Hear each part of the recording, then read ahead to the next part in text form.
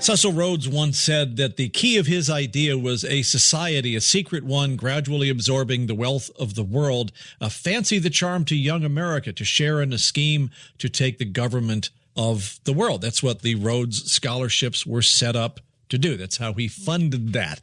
Welcome back to Steel on Steel. John Leffler here with you. Usually people wind up in ditches. You've heard me say this before. The one ditch would be everything's random chance and people just sort of things up as they go along. The other is a deep, dark conspiracy where absolutely everything is manipulated with all the strings being pulled.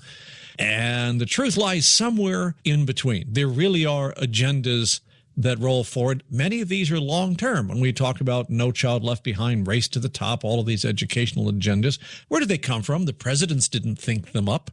As a matter of fact, it's a long-running agenda that's been going for about 30, 40, 50 years inside the educational establishment here, and they really don't care who's at the top at any one point. And the only way you can figure out some of these is to analyze what different people are doing and then putting the pieces together. It's inductive reasoning.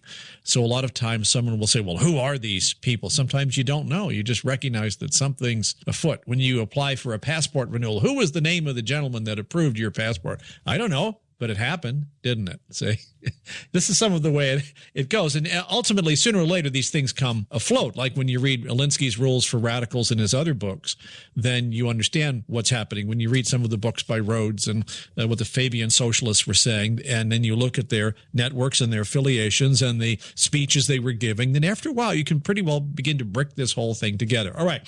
As we went into the break, Dr. Dennis Cuddy, former senior associate, U.S. Department of Education, PhD, who has taught at the university level and has had numerous articles published around the country. We were talking about John Dewey. John Dewey set us on this mess. He was one of the key founders of exactly why we're in such a mess today. So pick up your thought with what John Dewey did. Went over to the Soviet Union in the 1920s and came back and wrote an article in the December 5, 1928 issue of the New Republic magazine saying this is great. They talk about the group. They're undermining the church. They're undermining the family. It's wonderful. He comes back in the NEA, makes him an honorary president. You know, he's their kind of guy. And there's other things I've done. I did a little book, NEA Grab for Power, on the NEA. And in the 1930s, you had Willard Givens was the head of that, and they were talking about we need more social control, and this laissez-faire economy is going to have to go. It's going to have to be a planned economy. It was a period when you were going through, I believe his name is Stuart Chase, wrote the first book called The New Deal. You know, it's part of the resettlement administration within FDR's presidential time. And he said, oh, yeah, we might need a bloody revolution, you know, to get rid of all these capitalist types here. It's just, you know, flat out, yeah, let's have a revolution like they did in the Soviet Union. What you have to do, though, before you can actually undermine in a Gramscian way the culture, is you have to dumb people down. And that's like you were saying just a minute ago, where they switched from the cognitive domain. By design, Dewey wanted to do that, and he took over Columbia Teachers College, where we got a lot, if not most, of our superintendents and principals from beginning in the 1950s, to the affective domain, so that by the time you hit the 60s, you would start saying this sort of touchy-feely, Johnny's doing the best he can, it would be unfair if I flunked him, so we got to have some grade inflation, and if you have grade inflation, then you're going to have social promotions, and so grades now become meaningless, but you have to snooker the parents, because the parents are from the 1930s and 40s, and they haven't been stupidized yet. And so the way you trick them, and we have been for like 50 years or so, when I was at the department, I actually called up the guy. I think it was with the Iowa Test of Basic Skills, standardized test. I believe his name was A.N. Hieronymus. And I asked him, I said, look, isn't this what you guys are doing? And he said, we renorm tests every 4 or 5 years, and that means sort of take a new average. So let's say there's a test, and there's 100 questions, and 50% or more get 50 of them right, and 50% get less than 50 right. All right, so the average is 50. So if Johnny comes home and his parents say, how'd you do? And Johnny says, well, I only got 49 right, so I'm below average, and the parents are, oh. But then they renorm them, you know, a few years later, and this time, the new average, let's say 50% get more than 47 right, 50% less, then the new average is 47. Johnny comes home, how did you do, Johnny? And Johnny says, well, I got 48 right, but I'm above average. So the parents are pleased because now Johnny's above average. He's dumber. He's not getting as many right, but he's now considered above average. So they've been snookering the parents with this for a long, long time. So once you get the people dumb, now let me clarify this. I was sitting up here one time at a Starbucks with this Egyptian physician, and we were talking, and I said, look at all these people around here. They're dumb. And he said, oh, no, they're not dumb. I said, well, yeah, they are. I said, they know their fields, IT and maybe some special little interest they have, but other than that, they really don't. And I said, I can give you a test, a high school graduation test from Brooklyn in the 1890s, and another one to get out of Kansas schools, the 8th grade in Kansas. And I said, I guarantee you these people cannot pass either one of those tests. And he just sort of, looked with dismay. What you're saying here, by the way, is there's a sharp fall off outside of their own particular area. Yeah. Whereas before, if you did it on a bell curve, it used to be that people had sort of a sloped knowledge. They knew a lot about everything, and then they were good. But now it's a very high fall off. As soon as they move out of anything in their interest area, like I said, it comes off real quickly. Yeah, now that's what Common Core is doing now, but it's simply a follow-up to outcome-based education, which was beginning back there in the 1980s when I was with the Federal Department of Education. And the way they would con the public is saying, well, yeah, we're covering fewer things, but we're learning them in more depth. And I said, well, yeah, but there's gaps here. I mean, how can you really know something if you got all these gaps? The education establishment was dumbing people down by having everything go to the lowest common denominator. In other words, in the 1960s, if Johnny was doing the best he can, we can't flunk him. Then you start gearing the classroom material for that child, not for the accelerated student, or you're not pushing them ahead. You're trying to help Johnny make it. You don't want to flunk Johnny, so everything becomes geared towards Johnny's level. And so what you're doing, like with Common Core, for example, you delay the process of learning, let's say, simple addition in the early elementary schools. Now, when you and I went to school, there was a very simple way of adding 19 and 27 to make 46, right? I mean, we know it. We could do it in our head. Well, what they do is say, no, you want to learn more depth. And so all of this is a function of 10, Arabic number system, blah, blah, blah.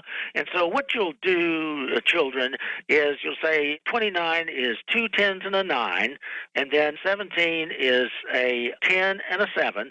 Then you add those 2 10s from the 29 to the 10 of the 10 and 7. That's 30. And then you add 9 and 7, and that's 16. That's one more 10. So you add that 10 to the 30, making 40, and you have 6 left over, 46.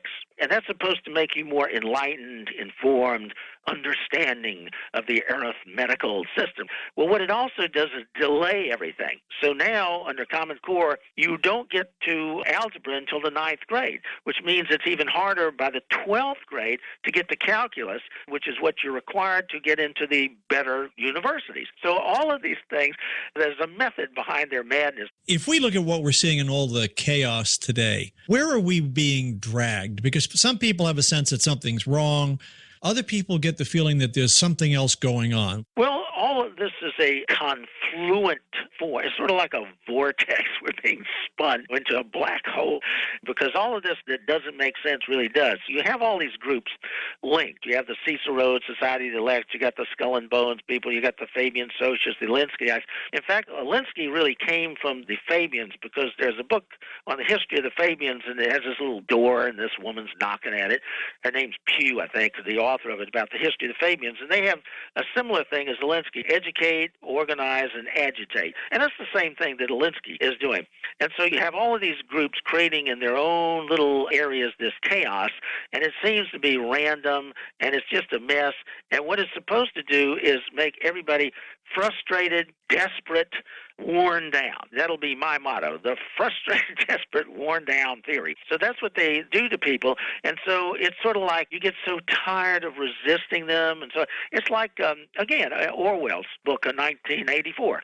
O'Brien, Big Brother's agent, not only told Winston that we'll quicken the tempo of human life, but he also said that you will come to love Big Brother. And as you'll recall, those who've read the book, Winston in the end sort of succumbs and says, okay, and he gets tortured some more. And he says, well, what are you doing? I'm going along with you. And he says, you don't understand. We want to get you to a point where you actually come to love Big Brother, not just react out of fear, but love Big Brother. And so that's what they're doing. And you can see it with the computer and credit card and cell phone and all.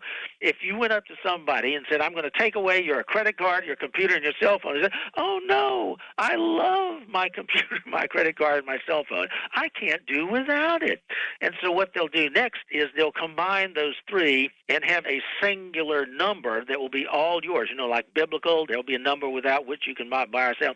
It'll be a little larger than your current cell phone. It'll be your computer, it'll be your cell phone, and it'll have your credit card, quote, information. It'll be, in effect, your electronic credit card. And you'll be given a single identifying number, and you'll hold it in your hand, right? The mark of the beast in your hand, and you can't buy or sell anything without this little thingy. They'll be able to monitor everything you do, everything you look at, your news, your communication, whatever. They'll know everything you're doing, and you'll say, I love Big Brother. Yeah, and the reason they do it is it feels good. It fulfills that perceived need, so people don't have to be forced into it. They walk into it. Talking to Dr. Dennis Cuddy right now, Conspiracy, the name of his new book. His book is available through newswithviews.com, newswithviews.com, where you can also find his op-ed pieces as well. Do like us on Facebook. We're at steelonsteel.com. I'm John Lufter. The program is Steel on Steel.